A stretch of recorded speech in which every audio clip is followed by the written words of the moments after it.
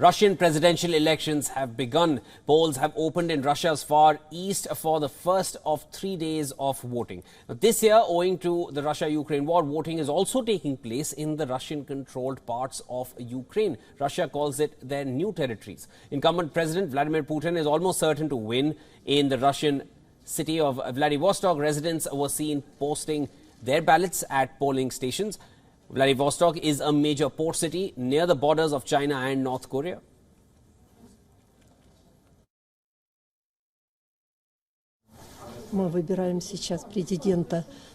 We are now electing a president for the country, for the future, and I'm interested in what is being done now, and I would like it to be continued and even improved, because the younger generation must live in peace and harmony so that there is no war. This year, a remote online voting system will also be available for the first time. Russia's far eastern Kamchatka region is taking part in the experimental electronic voting.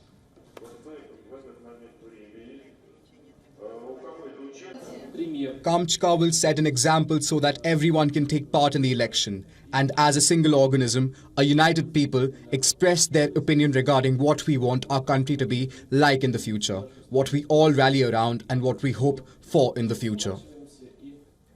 Voting is also taking place in parts of Ukraine that are now being controlled by Russian forces. Ukraine says it will not rest until it has ejected every last Russian soldier from those annexed territories. NATO chief also said any attempt to organize elections in occupied regions would be illegal.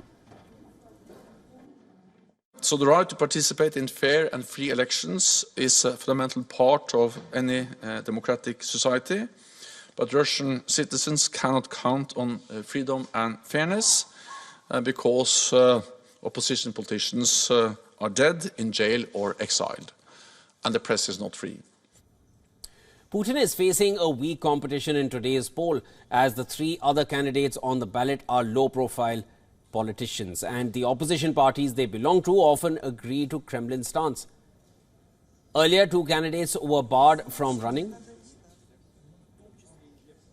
Activist Boris Nadezhdin is one of them. Now, 71-year-old Putin has already served as president for longer than any other Russian ruler since Joseph Stalin.